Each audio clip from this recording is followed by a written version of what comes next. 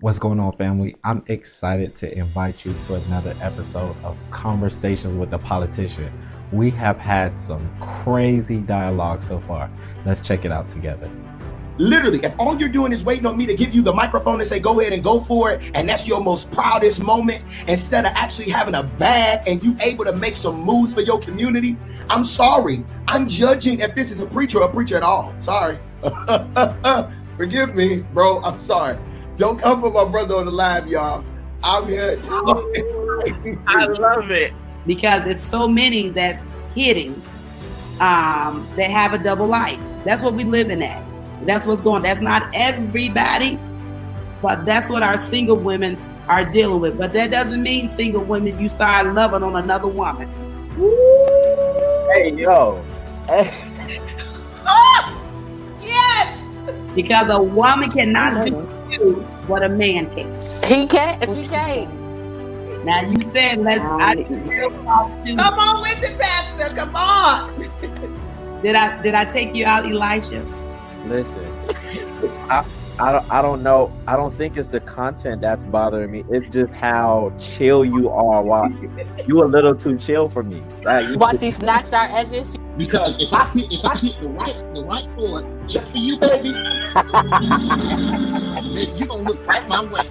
Okay. See, I just wanted to be noted the fact that you really carried on for an hour and 34 minutes behind an organ is hilarious. We have a form of the presence of God. We have a form of, oh my God, the glory. We have a form of it. But my God, when the real comes in, God, you don't know it because you only know the form. You know it has to be a role. They have to do this certain run. The choir have to look this type of way. They have to scream this type of way. It's go back into those toxic cycles and not go back into that negative situation, to not isolate and withdraw from other people, then I'm going to stay stuck in the same cycle. And I think that's what makes therapy so beautiful, because we're teaching, practical tools and principles and strategies on how to maintain your deliverance so that, your deliverance goes beyond the altar. Get stirred up, pulled out my shot. Listen, because this is such a passion of mine to really, really cultivate worship leaders in this time. You gotta be processed. You have to be ready to lead people. And I'll say this right here, to lead people into the presence of God. But you can't, if you ain't never been there, you can't lead nobody. That's it. And it takes a life that is totally surrendered to God. Worship is a complete surrendered lifestyle posture. Every moment of my life, I am intentional about making sure that my heart is postured before God, in my attitude, in my actions, in how I treat my husband, and how I govern my children, and how I treat the people in the store. Is God glorified by my thoughts? Is God glorified by what's going on in my heart? You know what I'm saying? I gotta give it to y'all because I'm getting stirred up.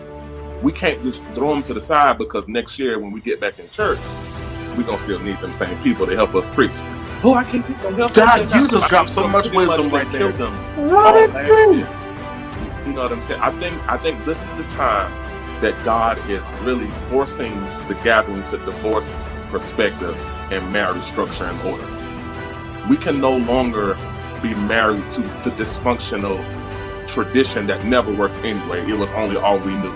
Now that God has thrown us out of the building, this really gives God the chance to put his fingerprint back on what church is, how it's supposed to go, what it's supposed to sound like. We live in a millennial generation. You can smoke weed and still be saved. Hallelujah. You can go to the club and still get up and preach on Sunday morning. So it's hard for me to grasp that word when I've seen your life on social media. And I think at times we can sabotage our own brand because we're telling people that Jesus delivers, but we still doing the same stuff that we're trying to deliver other people out of. Listen, we're about to embark on another journey tonight. While we're here, please share. Let's get this on all the timelines. And let's talk together. Y'all talk to us in the comments. Post your questions, comments, concerns, whatever you have. And let's have this conversation together.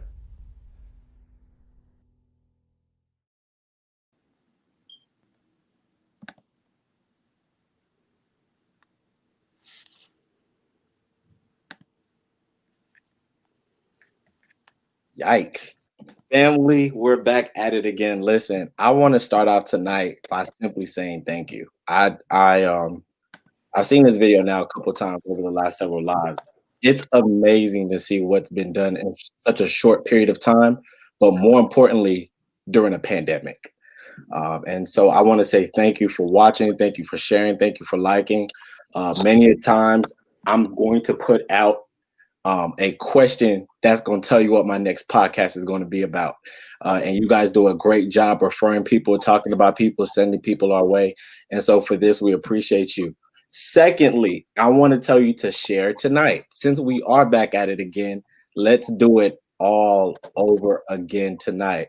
And thirdly, I want to say thank you to the amazing panelists that are on tonight.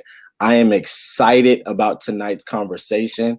I believe the last two have been super effective. This one is something we're not really talking about, our teachers and education. And the last one, families and ministry. I believe those are two subjects that we really ignore completely. So I'm so excited to be tackling things, not just that are going to get a lot of clout and a lot of views and a lot of likes and shares, but that's going to actually help somebody while we're trying to navigate through this pandemic. And with me tonight, we have a return offender. Y'all saw her during the videos earlier. That's Pastor Ivy Butler, shepherdess. You saw what she had to say earlier. And my God, I don't think this will be that kind of conversation. That's her? With her, you never know. That's her. Oh my goodness. Oh wow. That's her. Yeah. Wow. Don't let her flip the switch tonight. Don't let her do it. It could get ugly, right? We have a principal with us tonight. Wow. Nico Pierre. And so we're so excited to have her. And we have the infamous Lady Letitia. We're excited to have her as well. I'm going to give every one of them a chance. Like I said earlier today, each one of them is involved in ministry. They actually do ministry, but they are also very vital parts of our future, as they are the educators of our tomorrow. I'm going to let each one of them give. And actually, Shepherdess Butler has a whole academy. I know. I saw that. I said, all right. An entire academy. And so we want to give honor where honor is due. So without spending any more time, I'm going to allow each one of them to introduce themselves in their own right, because no one can quite do it like them. We ain't gonna do that tonight. We ain't gonna do that. That's what we're not gonna do. Honored. Miss Butler, please. All right. I am so elated to return on tonight. Thank you, my Miss Brother Elisha. You've done a wonderful job in getting the various topic to the audience that's out. I am Ivy Butler. I am the owner of New Vision Christian Academy, a K-12 grade school located in Indiana. I am also a professor at Indiana University, South Bend, and I just enjoy pouring into our learners because they are our future. So I'm here. I'm excited about this conversation, and I'm ready to dig in on tonight. Me? Yes, I'm done.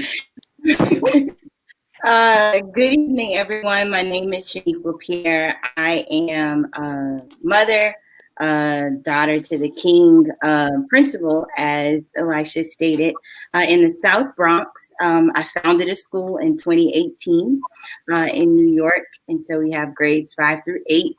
In addition to that, I am a serialpreneur, 3 businesses, and an author.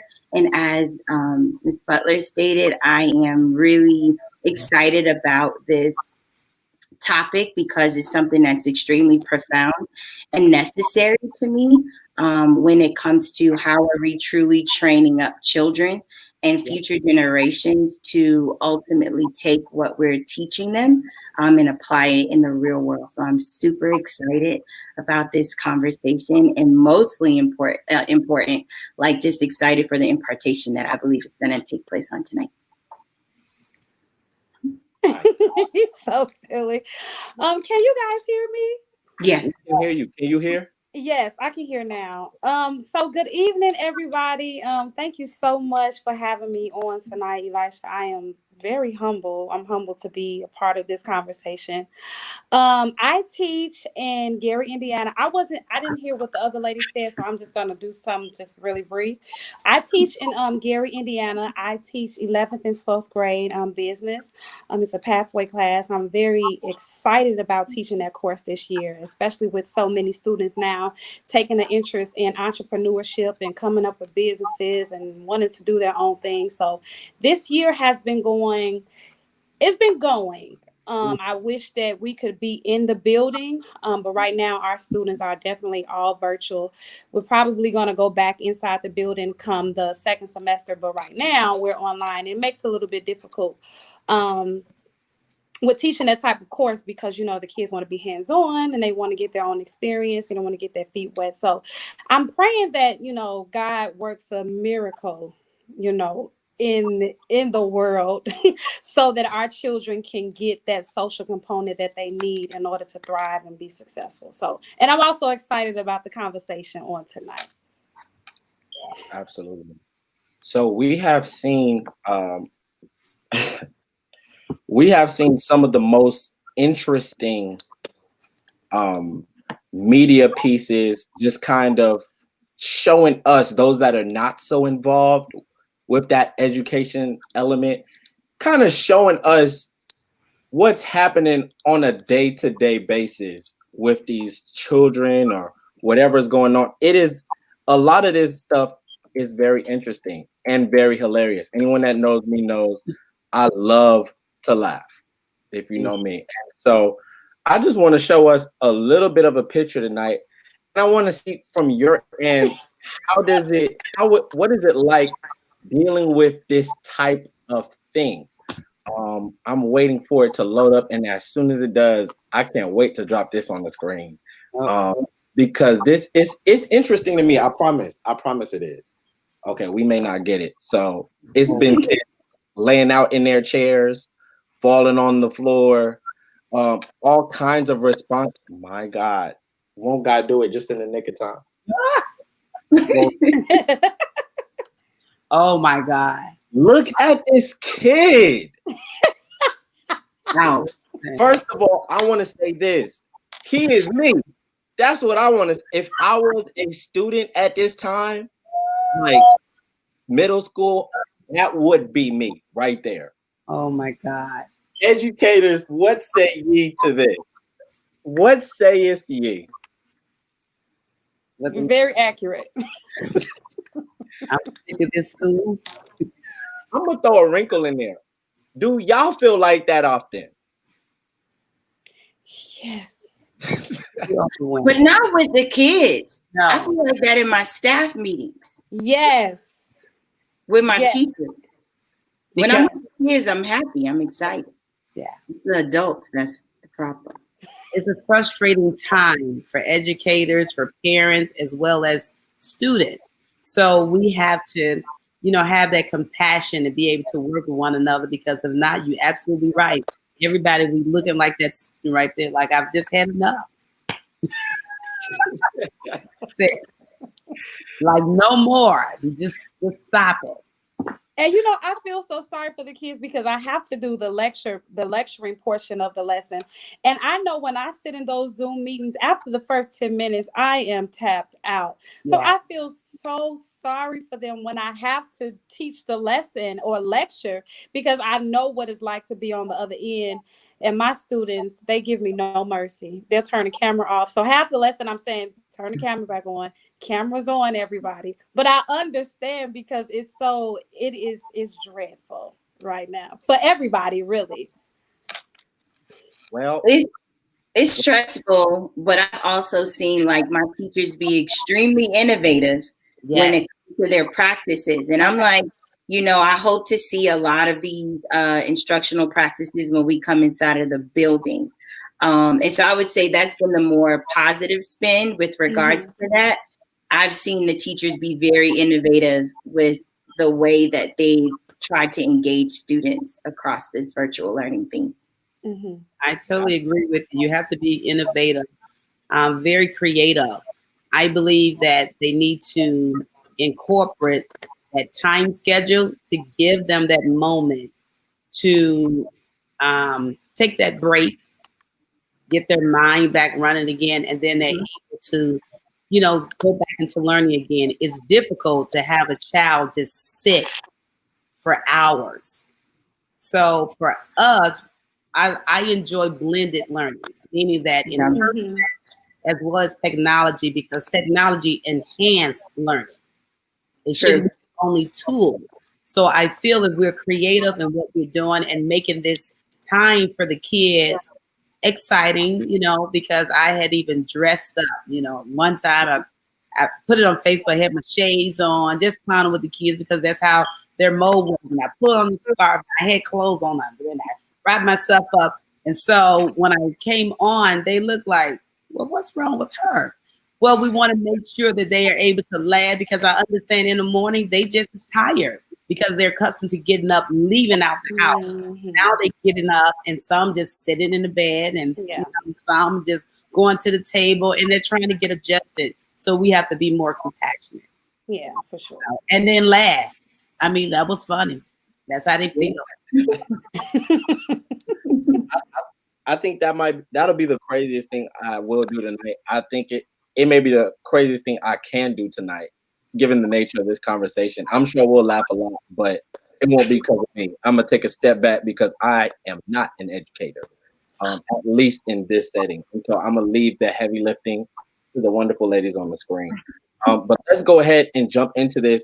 Some are in school, some are not. Talk to me about that. Are you guys in school? Are you not in school? Are you looking at going to school? What is the better option? I know there's a lot of people that are saying, hey, just open the world back up. If we get COVID, we just get it. But I'm tired of this. What is your stance on it? Especially those that are in those decision-making spaces for what happens tomorrow. Yeah. I would say for my school, we're currently virtual until January, but I would rather it be until June. And the reason being, I miss my students. I miss the social interaction.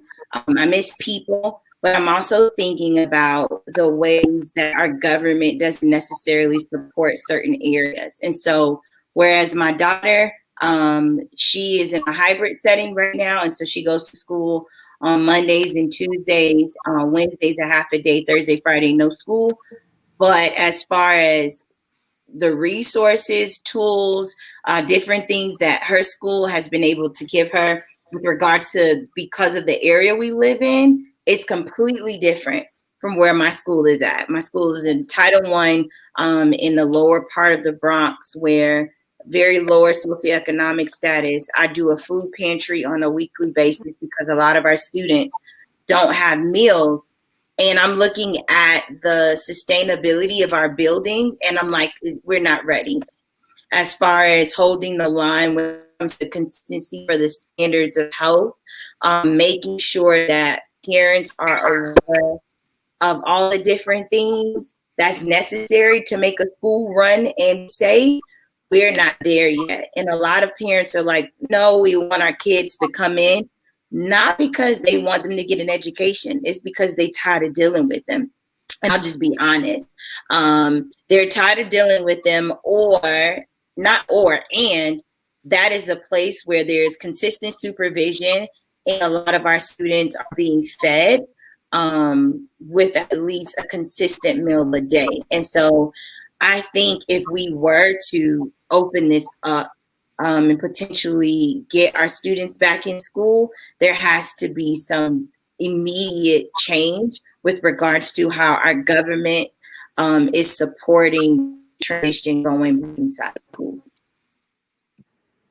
I want the answers to continue to come from around the panel, but I want to throw this out there and see what you guys have to say. Is this pandemic exposing a lot of holes in our system just at large? I would say yes.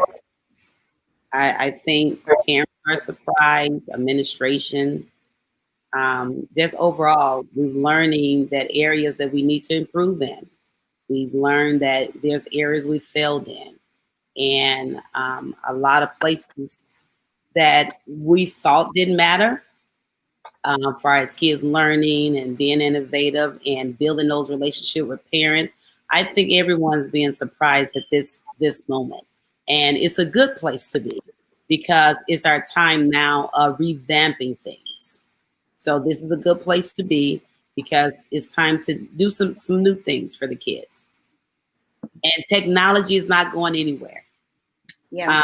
If the kids are not interacting, about 40 years from now, there's going to be a lot of jobs removed because it's tech driven now. Wow. And so what worked now, in this day and age is not going to work 40 years from now or 20 years from now.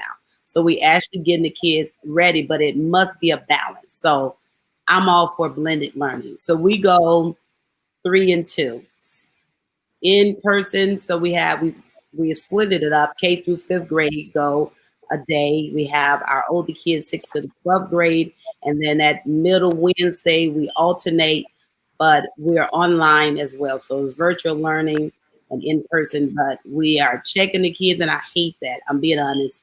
When they come in, they wash their hands. They have to have on their mask, and then we have the temperature. And I understand it's safety, but I agree. You pointed in, it's just like, but they understand. They're trying to get accustomed.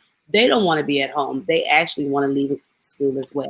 We do pack food for the kids as well, just to make sure they have something to eat.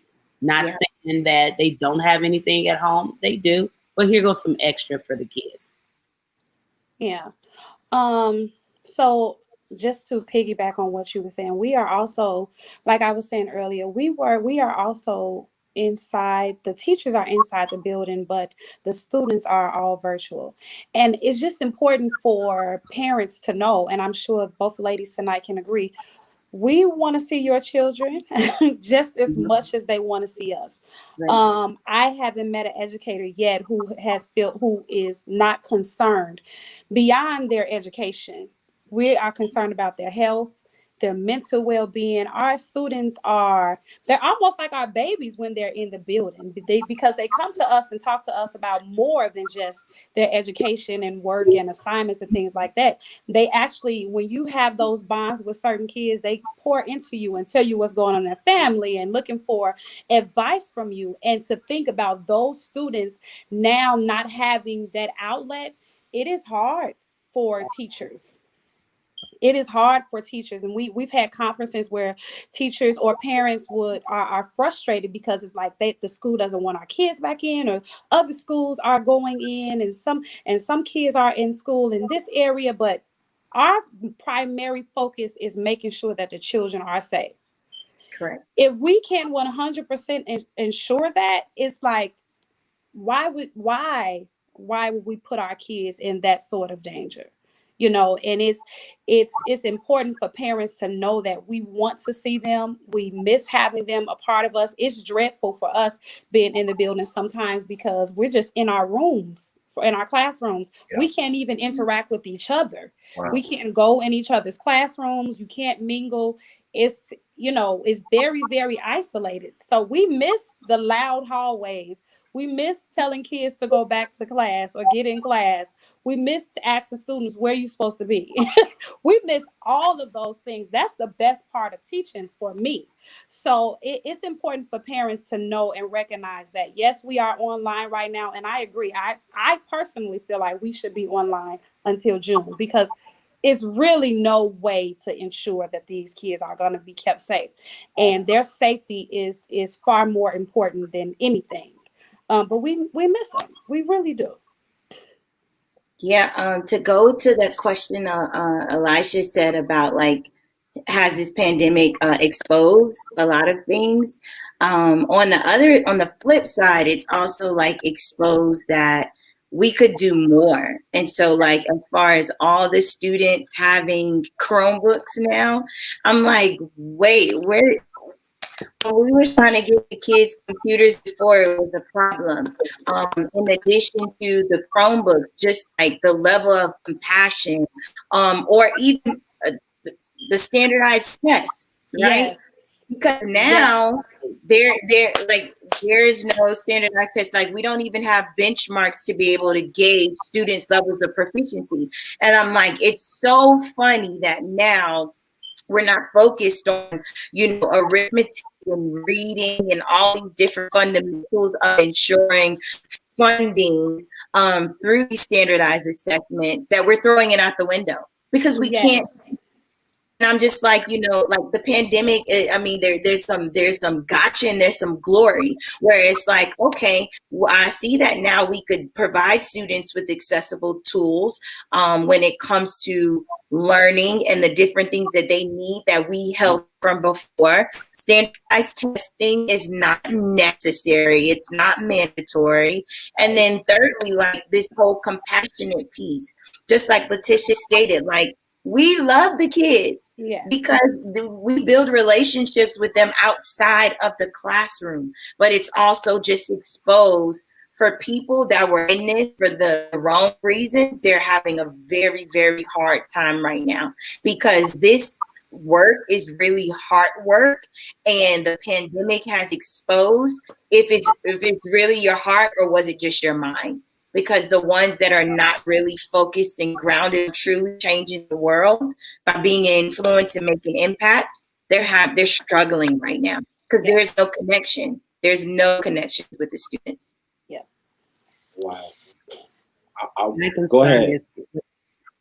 With the kids now being a year behind because we're not able to interact. So absolutely effective educators understand the importance of being creative to make sure we're able to connect, pulling out those main key points or key concept that is needed to help the kids along the way, because we have anticipated the kids being a year and some 2 years behind. Yeah. Mm-hmm. Yeah. Which brings me though, I'm sorry, Elisha. Go ahead. This brings me to another point, right? Because when you think about school and designing curriculum, it's focused on these core contents. But when you leave, like as a teacher, I remember I used to tell my students all the time, listen, today we're learning this because this is how you're going to use it in the real world.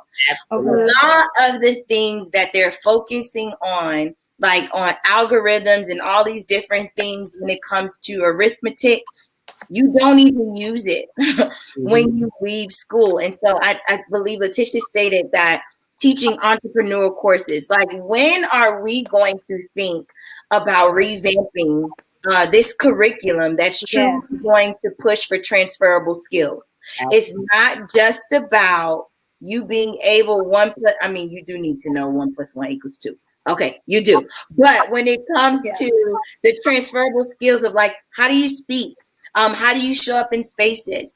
What are the things you can do with your hand? You can become a millionaire without having a college degree. You can do, like, when are we going to create curriculum that truly opens up this idea of choice instead of these traditional models that perpetuate a system that doesn't work for us? That hasn't worked. Absolutely. I have 2 questions. Because I definitely want to jump into what you just said. But the first thing, and probably more importantly, I heard you talking about algorithms. Now, these are not the same algorithms that's going to help us with our social media accounts, are they? No. It's like, for example, like 1 + 1 = 2, right? They're teaching the kids now, you got to put it in the box. Yes.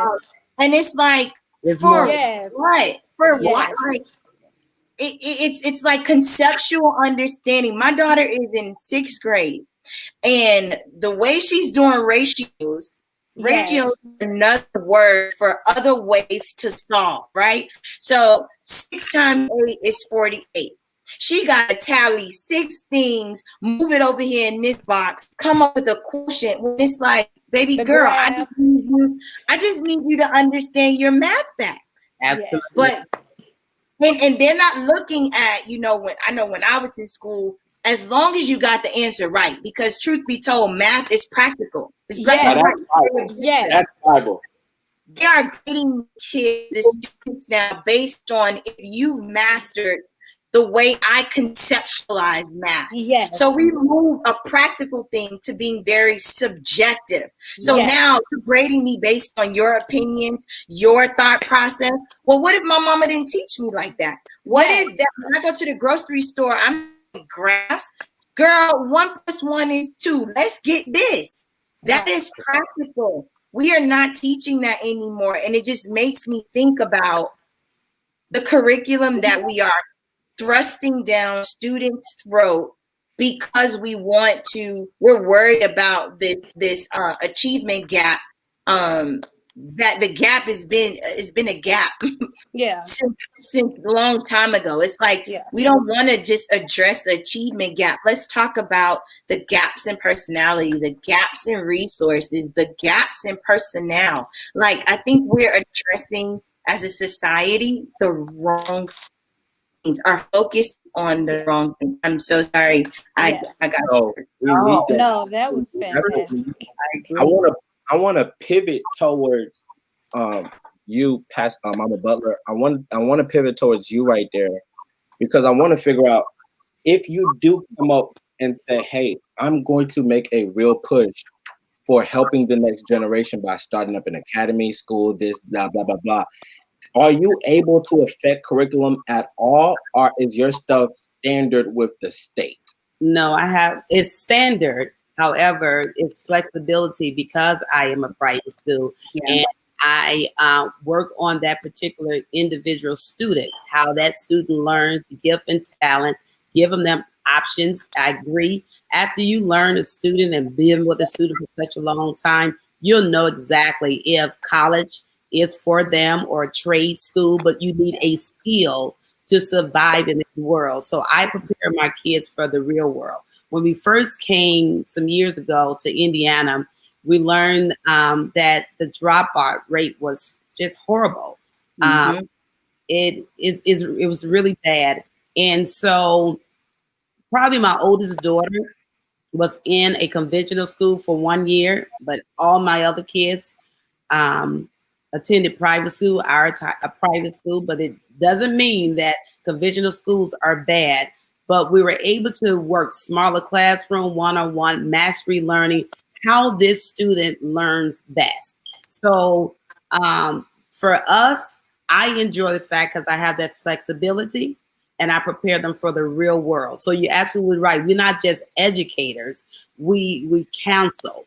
We provide them with the reason why they need to learn this and why they need to prepare themselves for the future. You know, we're doing more than just teaching the kids nowadays. And it's okay because I know I'm preparing that next generation because I have kids and grandkids that's going to grow up. And I know now they're looking at this generation, a lost generation. The high schools now, they just lost. Right. So if they're lost, what's going to happen when they go to the world? It's going to be trouble. And if we need to help the kids. Right. Wow. I'm gonna go here. And I mean, anyone that wants to answer first is cool. We had a question in the comments.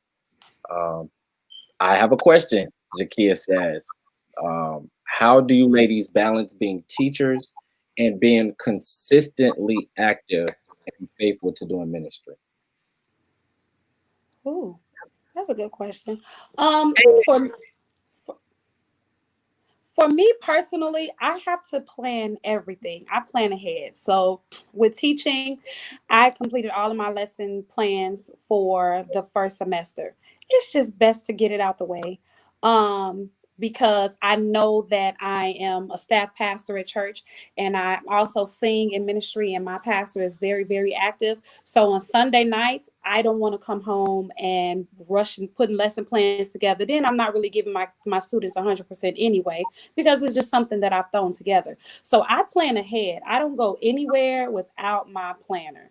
In my planner, I write Bible study, prayer, 5 a.m. prayer, lesson plans due, grades due. I just write everything out. It just keeps me focused. And right now I don't have any children or a spouse, so I'm really just juggling ministry and work. And so it's been working pretty good for me. With ministry, it's just a part of you. You know that this is your obligation. You have to go. This is what you're supposed to do. It's a lifestyle. So ministry is a lifestyle for me. It's not a burden. So I know, just like I need to pay my rent, I need to pay my tithes. I know, just like I need to go to work, I have to go to Bible study. It's just a part of my being. And then with the students, my students, I teach seniors, and so they're pretty active because they need my class to graduate. So they stay on top of their work. They don't let me miss a week of grading their work. They want to know why they didn't do good on a certain assignment. They want to make up their work. So we're always communicating. And thankfully with Google Classroom, you can download the app to your phone. And so my students are always on Google Classroom, even over the weekends. And they just stay in constant communication. And if it's something that I need to stay over at work to do, and I may miss something at church, my pastor is always very, open and honest. Or not open and honest, but open and understanding. Like, oh, okay, well, just take care of what you need to take care of. So it's not really difficult, but planning is a very, very vital thing for me. Because if not, I will be all over the place. So yeah, that's how I do it. I would say the same thing. The only thing I would add is just grace. Like literally just the Lord's grace. I mean, because as a mom, bless you. You ain't got no kids yet. But as a mom of a teenager, on top of being a school leader, also a student, I'm in my last semester of doctoral studies. I would say it's literally, I was about to say, Pastor, can you do some impartation? Because I want to build a school. I'm writing curriculum now. And I just like, can you really? I'm serious. Connect with me. I'm serious. No, because when you was talking about curriculum, I was like, that's what my doctoral is in. I want to be able to create curriculum that's in. And so when you said that and I saw school, I'm like, come on, Lord, I see you in this. No, for real. I'm serious. The thing is, go ahead, go finish up. Okay. But grace, but proper pre-planning prevents piss poor performance. And so making sure that my planning is to the T. So when it comes to leadership meetings, it's on the calendar. Like I get reminders when it comes, because even though I'm a school leader, I still coach 5 teachers in 5 different disciplines. And so in addition to running the school, I am also coaching the science department and the arts department. And I see the importance of that one-on-one time, the instructional capacity that you can build with just being very intentional with that. And then as Letitia, stated, it's a lifestyle. And so I don't compartmentalize where like work is not part of my ministry. Every time I encounter someone, I'm literally asking the Holy Spirit to tell me, what is it that I need to impart in this situation? What is it that you're revealing to me about this so that I can be beneficial? And then from there, when it comes to, I don't even call them responsibilities. Like when it comes to the serving of what's in my specific role, just be sure to keep it like it's automatized. Just like you said, I got to pay my rent. I have to pay my tithes. I have to serve. And so I don't see it as something that's tangible on the calendar, but it's more about like me literally like exploring my talents, because I don't want to be the one that was holding back. And so using all these different opportunities for me to literally be a vessel in the earth is the best way I can see to answer that question for me. Right. For me, I want to be effective. And so if it's something I love, I'm going to invest into it.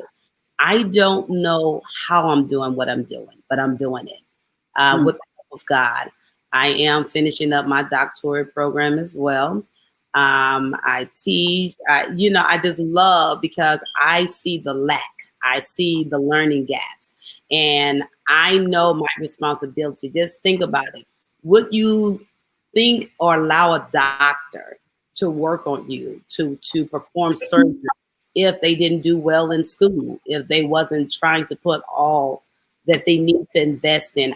I would be uncomfortable with that doctor. So I take my position and all that I do serious. Now, when it comes to ministry, we're teachers. Right. So it's kind of go hand in hand. And what I love is I'm able to use biblical principle in teaching to get the students to see why they should do what they do.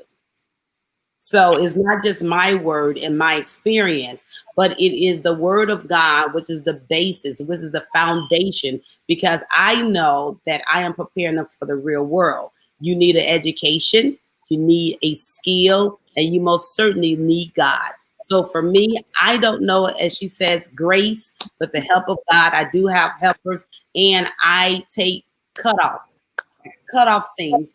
It's like no more schoolwork, time just for me. And I think we need to do that. Yeah. Because sometimes we'll do too much too long and it's ineffective. And so then I'm no good to anyone if I haven't taken the time to refresh my own self. Wow. You have anything else with that? Because y'all know y'all come with the fire. We have another question from the comment. Okay. Miss or Mrs. Davis asks, how do you promote engagement in a virtual environment, especially students with disabilities? Well, depending on the disability. I was just about to say, which disability? Yeah. A learning disability, or is it a handicap? Right, because it there's categories, there's severity. However, you work depending on that particular student and whatever the need is. You have to know you're able to meet the need. If you do not or cannot meet the need, then you need to find the right resource or the right person who can help that student. If it's virtual learning, then it's 101, what all you can do, and work with that parent as well. So it's coming together, working with that parent to work out the right plan, provide and search for techniques and strategies that help that particular student. But you have to know what's the disability. Yeah, I would say taking the interest survey, asking the students. So as Ms. Butler stated earlier, like, I am all into dressing up as characters, doing the most virtually to get the kids engaged. So I asked the kids, what is it that you like? And the kids told me they wanted to feel like they were in camp. And so we have the first 2 weeks of school where we call hypnotizing, where it's like where you really build culture. And so I turned the virtual setting into a camp. We had tie-dye shirts. We had Spirit Week. It was low-key like homecoming, but I told them that it was camp. But like they had different days to dress up as a twin, and it was all from their ideas. What I've noticed from students is that when you invest in the things that they say, they are more likely to do it. Whether it's a student with a learning disability or a severe disability, as long as you take an interest in what they're doing, because inadvertently you're telling them that I see you and I value you. And so because of that, I'm going to show you the ways that I appreciate you by doing what you ask. And I find that to be extremely effective, especially during this virtual learning whole debacle, where it's like I'm asking my teachers to like be yourself, but 10 times. And majority of the time the teachers be performing anyway. So I'm just like, here is your time to get your Academy Award. And the kids love it because they get an opportunity to see you as a person versus this authoritative figure that's a disciplinarian, that sometimes our kids don't need that. They just need to see that you're human, that you a person that bleed, like that you laugh, and that you can just be yourself. Like I tell teachers all the time, like, you don't have to be so rigid. You'll be surprised that the best way you build connection is when you are being your authentic self. Wow. Yes. Wow. That atmosphere, that learning center, we call ours learning center, have to be relaxing, have to be exciting. They have to know, like you said, that you care about them. If they see that, oh my God, they love coming to school. It's like, do you ever want to stay home? No, Miss Butler, we want to come. But Yeah, I, that's a good thing. So, and I've learned, I always say this, my principal said it to me, if you listen to what the kids want to say or talk about, they'll listen to what you want to teach about. And it is the truth. It is the truth. I don't know nothing about, what is that, NBA young boy? I'm not interested in NBA young boy. I'm really not. But when they want to talk about it, I'm like, oh, okay, But it helps with building that rapport, and they like, oh, Miss Morris, you know a little bit, and I'll be thinking, I don't know nothing at Right. all. This is really just a tactic to get you to understand these functions of management. But I want to hear what happened over the weekend, so. And to answer your question, we have a lot of paraprofessionals in the building, and so for certain students, they're allowed to take them out of the class or out of the Zoom setting and do these breakout sessions with them, and it's very engaging. They're laughing, they're joking, and so we don't forget about them. At all. We make sure that they're understanding the lesson, and we're making sure that the paraprofessionals also understand the lesson, because essentially they're kind of teaching too. So they take the students out of the Zoom sessions for like 10 to 20 minutes, sometimes even longer than that, and then break down the lesson for me, which is really, really good. And then they come back in and it goes smoothly. Yeah. And then I want to add to that, they do have various technology tools to help with. And technology is good for those who need that extra attention, because you have all those animated different characters and to reinforce a concept. So technology actually is really good for those who need that extra help. Yeah. I want to talk about, and I'm not going to take the credit for this. Mama Butler spoke on this a little bit while we were on the back end, but I want to talk a little bit about these parents. I see a video every so often, and a kid he's just trying to work so hard. He's just trying to be so studious. Or she's just trying to be so studious. And either you hear a parent cussing in the back, or you see a parent smacking the mess out their kid because they won't get it. We've seen a lot. Yeah. What would you say to that parent engagement interaction type field? What would you say about that field? Because of course, this tech situation is very different than in person. Of course, we all know that to be true. We are on here right now because this tech situation is very different. Yeah. And it's not like the in-person feel. So I want you to expound on that a little bit. What are you seeing? What would you rather see? And how can parents help out a little bit in this process? Is that to all of us? That is everybody. Yeah. I would say the first thing that I would tell parents is you need to create an environment that's very similar to the school, right? And so set a structure, which means like create a schedule for your child that they can follow. And you want to mimic the exact stimulation, the exact environment as if they were in school, which leads me to my second point. Parents, the students have teachers. Let the teachers be teachers, and you just be a cheerleader and support. Because what happens is, right, because you are close and they have access to you, you feel like you're accessible to the curriculum. No. You need to act as if you are not there. Like, for example, when my daughter was here with me and she would be like, Mommy, can you help me with this? No. That is your teacher. Even if I know, it is your teacher's responsibility. If you have a question, use that chat, baby girl. Raise your hand, ask questions.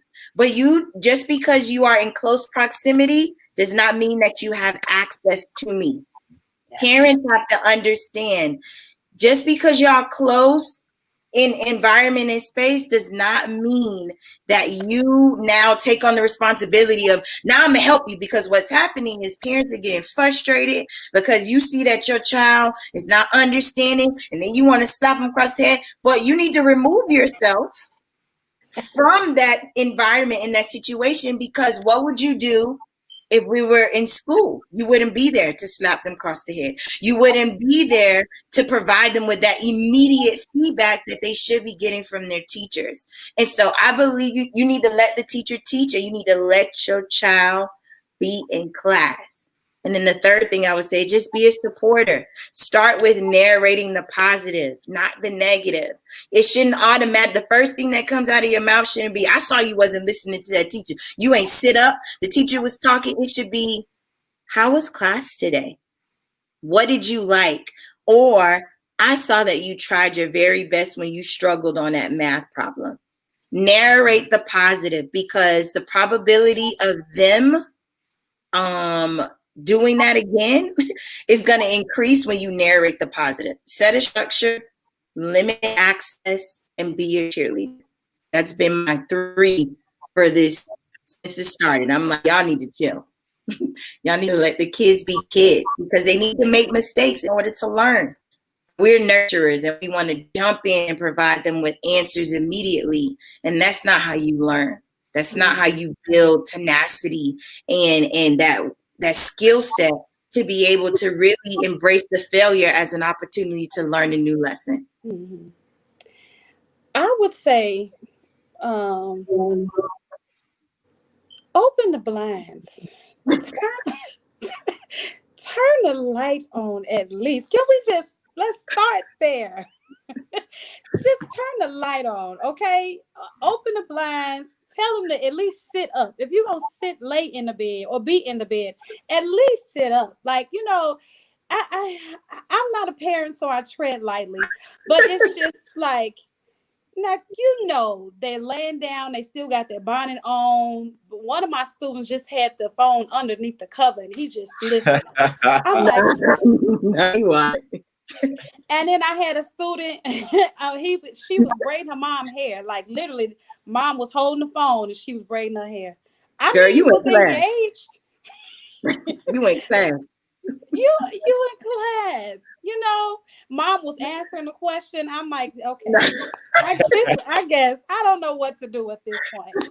And my coworker walked past like, oh, okay, that's different. It's very different. But I mean, you see, like, help us, y'all, parents, please help us. We have to tell the kids to turn the cameras on. For me, cameras is not really a big thing. I mean, because it's such a fight, I'm trying to choose my battles wisely. We have to ask them to stay engaged. The least we want you to do is just make an environment. That's a better way of saying it. Create an environment that is conducive to learning. That's conducive. My God. That's it. A glory word. Yes.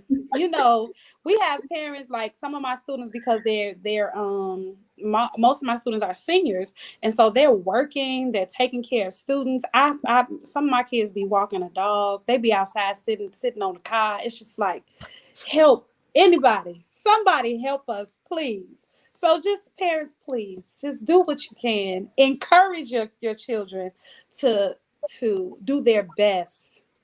To act like they're in school. Please just act like it. Just pretend if you can. I never had a student to walk their dog, so that was just, yep. I have good parents, supportive parents, who, sometimes you have kids that don't like to get up early in the morning. And so my last Friday, that's why I put on the sunglasses and wrap my head with the scarf, and just to show them, because sometimes they don't know. And you're right, we have the camera, so they're looking, they're engaging, but you have to be consistent. You have to build that relationship with the parent. Just let them know. I think some of the parents were shocked because they found out that some of the teachers was not, were being actually truthful concerning a child, but they really didn't know, because parents have a lot on their plate as well.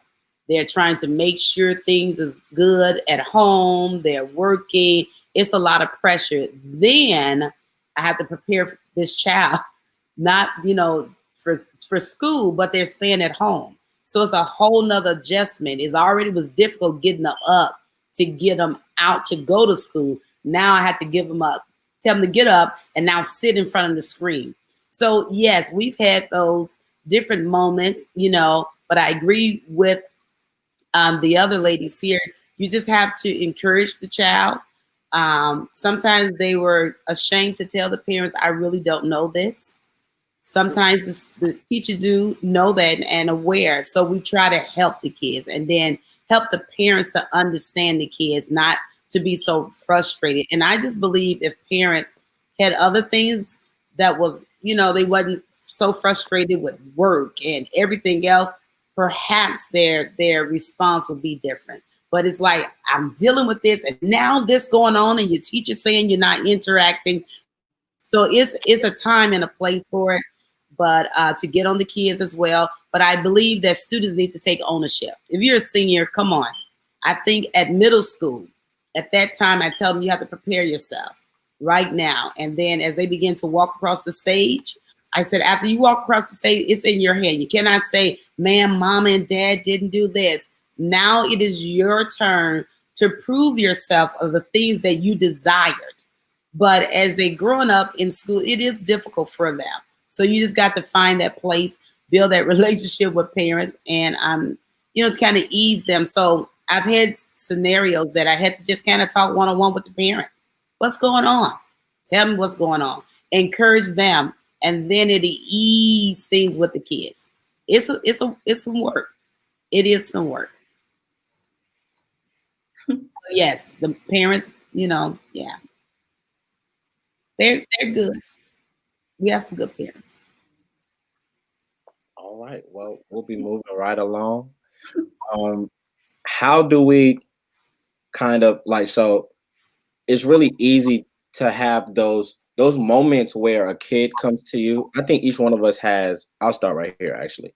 I think each one of us has that favorite teacher that was able to pull something that tugged on something on the inside where we were like, okay, not only can I do this, but I can actually really make it big at life. I think each one of us has that teacher or couple teachers.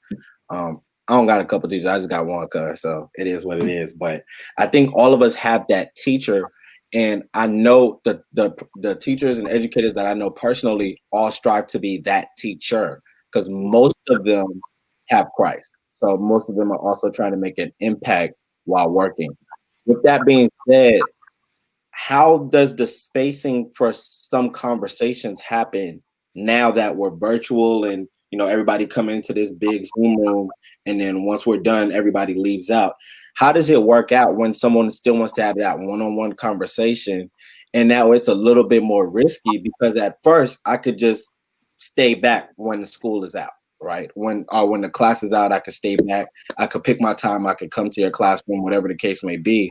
Now, even if I'm at home and let's just say we stay on, I might have somebody in the house. So technically, they could be listening at the door.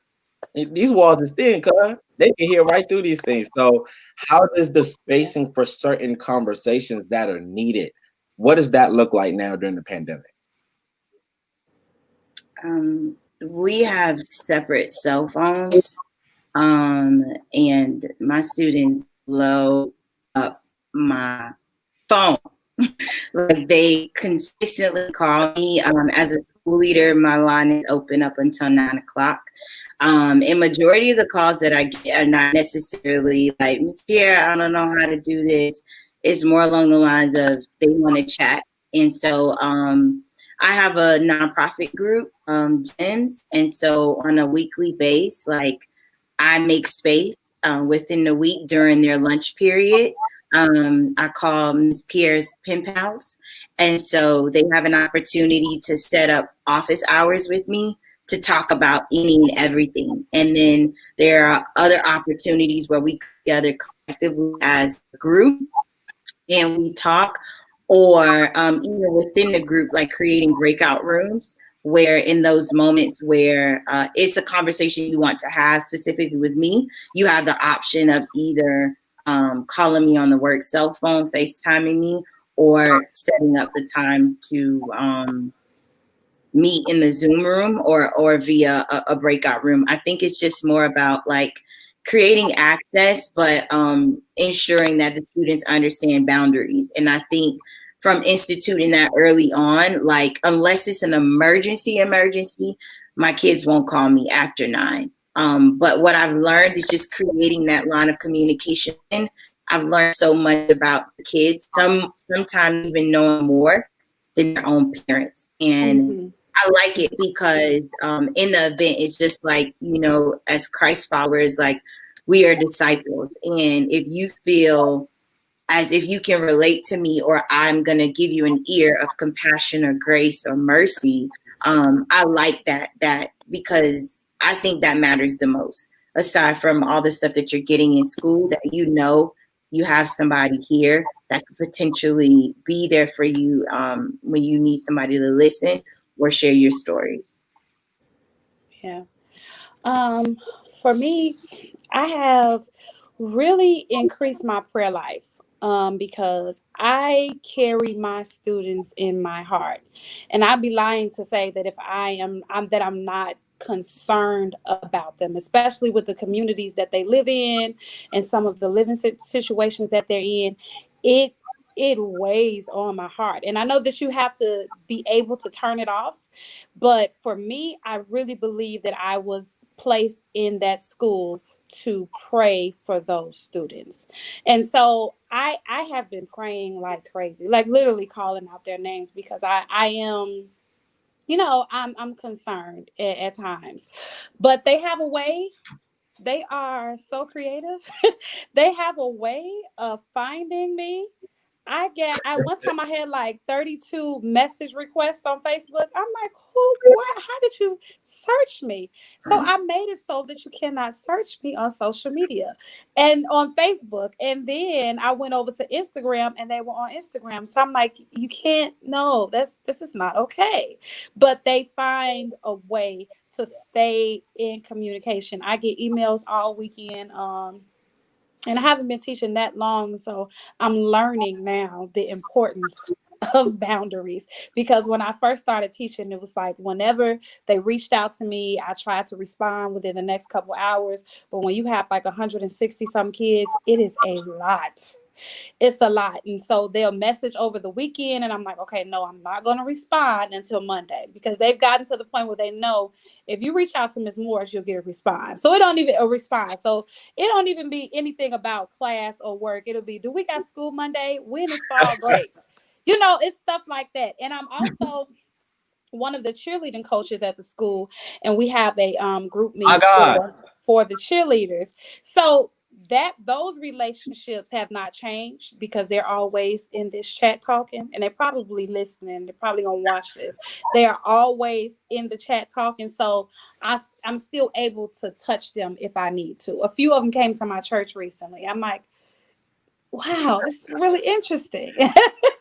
But I'm grateful that they know the God in me and they respect him. So it hasn't really changed that much, because they find a way. They find a way to get it off their chest, to still say what they need to say, or ask for advice or whatever. Yeah. I agree. Communication is key. We built that relationship with the kids, and you're absolutely right.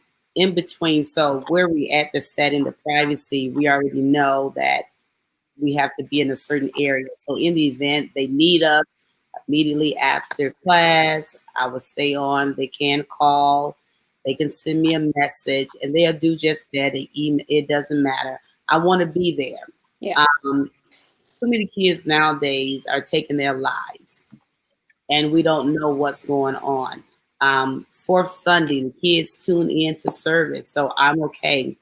I believe I am preparing the next generation of leaders, so they have something special about them. So I want to be there, but you're absolutely right. You got to give them that cutoff point. And even though you say, unless it's important, that call, that text, that message is important, even if it's just, when is winter break? looking at the calendar, but that's who they are. So they love to be connected to the instructor. So you're absolutely right. It didn't matter. So I'm gonna interrupt my own show right here because I want you to support these ladies. Look at Lady Tish. She's like, what? First of all, this for y'all. This ain't even for me. Jesus. But Lady Tish is coming out with a book very soon. Support that. Support that. We have no information. We don't even have a title. This is a mystery book. We're gonna figure it out when she drops it. Drop it, you're gonna figure it out. But coming soon. Do we have an estimated time of delivery? Yes, I have to get the final okay from my pastor because I believe in doing things in order.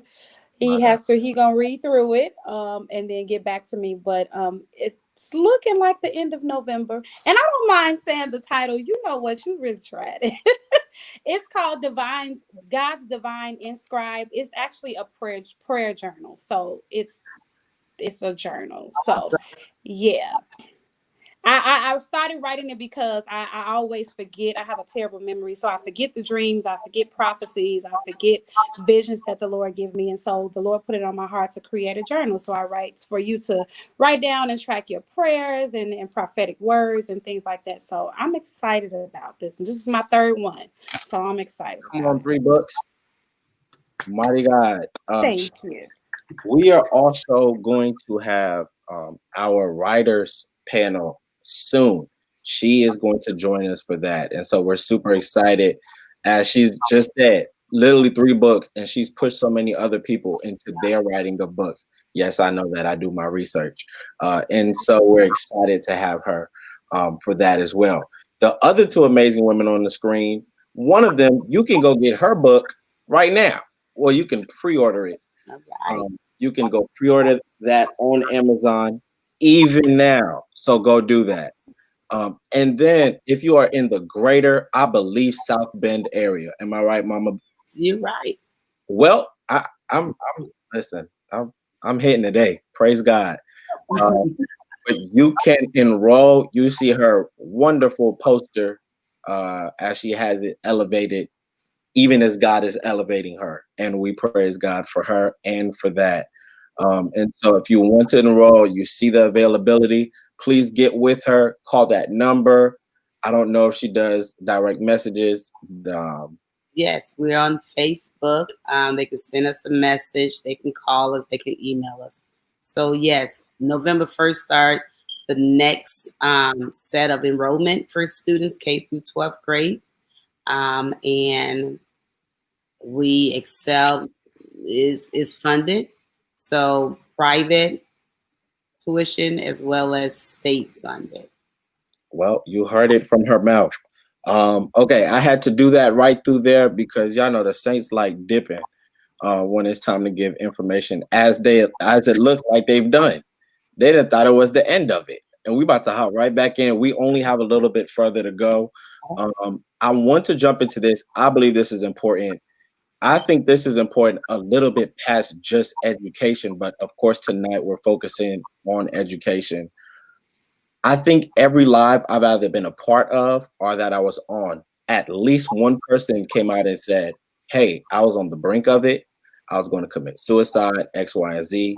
This pulled me back. I want to talk about this mental health piece. I will never stray from this subject because I just believe if it gets one person to come back, if one person is looking in the mirror and they say, you know what, I think I'm going to try life one more time. I'm going to do it every time. And so I want to get into that. How important is mental health, especially of the kids? Can you tell if the parents are affecting the psyche of the kids? And are there therapy measures that you have in your schools? Or do you have outsources that you use for the kids as far as counseling or therapy or anything of the sort? Mental health is extremely important. It's essential, so much so that there's like a curriculum specifically at my school that we dedicate an hour a day. It's called Love 101, where we have an opportunity to talk through these different nuances of what could be some of the indicators, because as you stated earlier, so many young people are taking their lives just based off of bullying or just internal issues that they suppress. And so it's a course that's dedicated to social emotional learning, but like really embodying like loving who you are and just embracing yourself at the core and identity. And I write the curriculum and I sneakily include like Holy Spirit and things of that nature, even though I shouldn't. But I believe, as Letitia stated, like I carry my students with me and being able to discern what is the need. I have an opportunity to embed it in the curriculum. In addition to that, we have a social worker team that is there. There's staff specifically at my school, so our students don't have to get outsourced. And they have counseling sessions on a weekly basis based off the need, or even if you just want to talk to somebody. And in addition to that, I am certified in applied behavior analysis, and I have a master's in mental health counseling. And so I also work with the social work team as part of a way to incorporate counseling, debunking the stigma associated with mental health, because it's very taboo, especially like I'm of Haitian descent. I'm Haitian and Cuban, and in my upbringing, they didn't believe in like people being crazy, and like really embodying like these different nuances that are associated with mental health. And so I've made it my mission to kind of debunk those, but starting very early, with as early as 5th grade. And so that I'm utilizing the students to have those conversations with their families by making them well abreast, making them well aware, but then also talking about the different opportunities in the community to get help, and not making getting help a bad thing. Like spreading vulnerability, transparency is like always at the forefront, so people feel comfortable. Like if there are things going on, things that you don't understand, like creating an atmosphere and a culture where the kids feel comfortable to come and share those things. I concur. Giving kids that opportunity to just kind of share where they're at. That starts at the beginning. We have someone available for the kids. Each Friday, the kids are able to select a topic and we discuss it. And it doesn't matter what it is. We must discuss that with the kids because it's so real and that's what's going on. Is their mindset, is what they see on the television, is what they hear in the music world. It becomes real to them. And if as parents, as educators, if we don't limit or educate our kids concerning what vibe they're receiving, I'm telling you that enemy would get into their mind and they just would give up. So that's why I think it is to have the kids at our heart, of being able to interact and talk with them to see exactly what's going on. And I guarantee you, a teacher would know something is not right with this student. You would know it's something going on. And if they trust you, if they have that real relationship with you, they will share. Yeah, they certainly will. We have those resources available in the school. And one thing that I love about my job is that our school, we are a big family. The students and the teachers, we just created, I don't know how we did it, but we created that culture where it feels like home when you go into the school with the teachers, including the principals.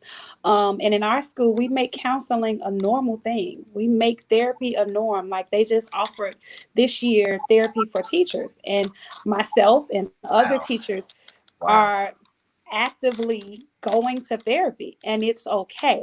And it's just one of those things that I guess it's like a stigma in Black families. I'm not sure about other families, but it's like they look at therapy as, I don't know what it is, the way they look at it, but like it's a bad thing. And it's really not a bad thing to not be okay. to need some advice. That's what I tell my students. If you need advice, you need advice. I need advice all the time. I need somebody else to tell me you're going to be okay. And I just hate that sometimes in an African American home, even with me growing up, it was just like what goes on in his house stays in his house. Well, no, not all the time. If it's harming me, if it's affecting my mental health, then I need to say something, and that is totally fine. And so we create an environment where the kids feel like they can talk to somebody. We have a culture team at our school, and they pull certain kids out to see what they're doing, how they're doing. Some of our kids have like court cases and things like that, and they'll pull them out to see, how is it going? Are you all right? You staying out of trouble? We just have that environment, and so I'm grateful that it's safe for them. And honestly, you have to use the Holy Spirit. You got to use what God gave you. Regardless if you're saying, and I know you went to school for 20 and 30 years, that this child is fine, I know something is wrong. So if I can't do anything about it, I'm definitely going to pray. I'm going to use the most powerful thing on earth, and that is prayer. Like, Lord, you see what I don't see. I know it's something wrong, and I need you to go before them. I need you to be with them when they leave out of this building. Like, I'm there for a reason. I'm not just there to teach, but I need to pray in your classroom. If there are other teachers on here, it's okay to pray in your classroom. I used to anoint my desk. All right. Pray in your classroom, and God will be with you, and he'll give you that discernment to know if something is okay. And if he's giving you the discernment to pick up on something about this child, that means something in you can help drive that out. And you gotta be spiritual, even at work. As a matter of fact, you got to be most spiritual at work. Yeah. As they have at the mass, the Catholic Church mass, we have service. So on a designated day, we come and we sing, and they can get the text. We pray. So I totally agree. The kids are engaged because we want to spiritually prepare them for what they need to be or become, to have that connection with the Lord. They need to build that relationship. So it's very important. So within their books, they have scriptures that they begin to read to help them along the way.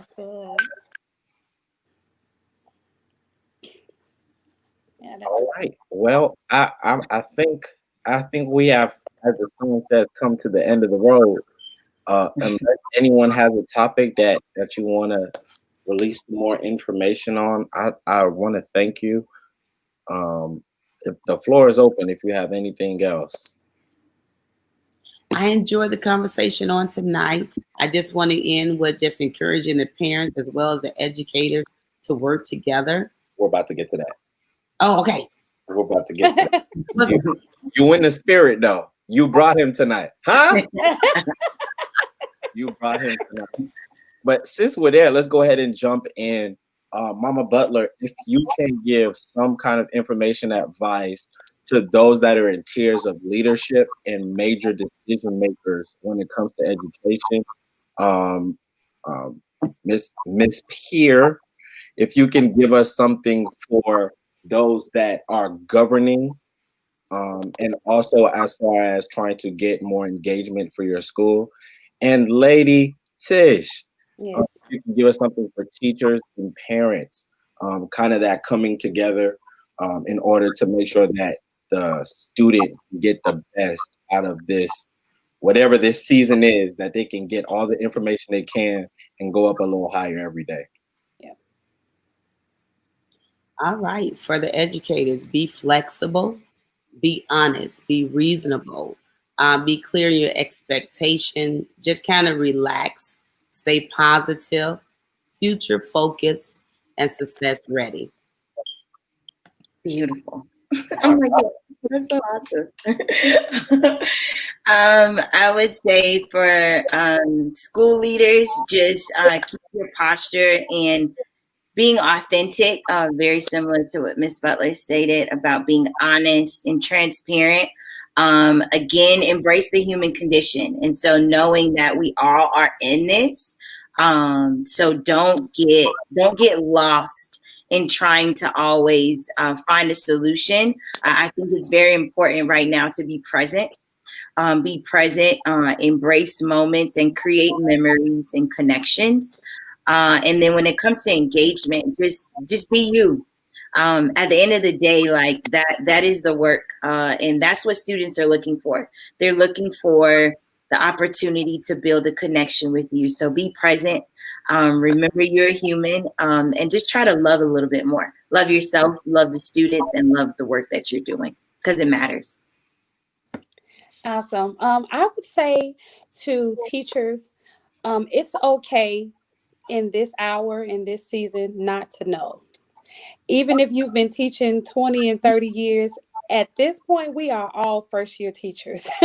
We have never experienced anything like this before. So we're really in this together. So it's important for teachers and fellow educators to know that you have a voice and that this is the hour for you to use your voice. And it's okay. I know we don't like to say it, but if you don't know something, if you need help in certain areas, please reach out to other people and reach out to other educators and let them know, hey, what are you doing? How are you keeping students engaged? And how are you communicating with parents? This is a season for us to work together. We really, really, really, really have to, even if they're not in the same school as you. Whoever you can reach out to for resources, I would say do that. And also there are a lot of online resources for teachers. I myself am always looking up things to do or classes to join in, free webinars and things like that. So take advantage of those resources. And parents, I would say that we're in this together, that it's not just you and your student and then us. We are all in this together. Really, in this hour,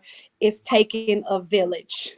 We are the village and we're in it together. So if you are open to communicating with your teachers, and as a matter of fact, you should be open to communicating with teachers and just over communicating is what I would suggest. Over communicate with teachers, over communicate with administrators so that you know how your child is doing so that we can get your child through this difficult time. And we look forward to hearing from you and talking to you and making sure that your child is doing and being the very best that they can be. So just communicate. That's what I would suggest.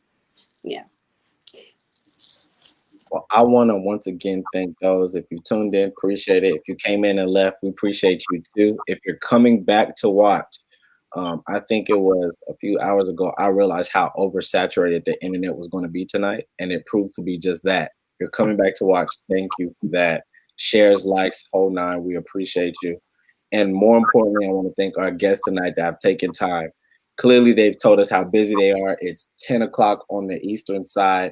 I think those that are cutting back towards California are a little bit better off on time, but still an hour to 2 hours of your time doing whatever in the week is really taxing. So I appreciate you for coming on and for giving us some of your best nuggets, I hope. Mama Butler, I don't like that smile. I feel like you said it's 10 o'clock over here. I feel like you was holding. Nah, I don't like it. No, no, I appreciate you all. I have nothing left, and so nothing but thanks and appreciation. Listen, if you want to connect with them, they're right here on social media. I think if you look up their names, all of them except Lady Tish, because she said, "Hey, you ain't gonna look me up like that." So you got to be connected to somebody that's connected, huh? You got to have a middleman. Our woman. You got to have somebody on the middle. But I'm thankful. This was really good. I hope somebody got some information. And if you listen to a part of this and you feel like you need help, please find the right resource. If the place where you feel like you need help is mental health, I am not the right resource. But if you hit me, I can point you to the right resource. I do not believe in filling in blanks that I do not know how to fill in. I will send you to somebody and fast that can really help you. I know we all of us on the screen, we're really goofy. We really love Jesus. But when things are really serious, we really take attention to it. And so if you feel like that was you, and you need some help, I believe everyone on the screen has a resource they can send you to for help, whoever you're most comfortable with. If you're a parent and you want some more information, please let us know. If you're in the South Bend area and you're looking for a really good academy, there you go. There you go. There you go. And so I appreciate it once again, and we will grow with you next time.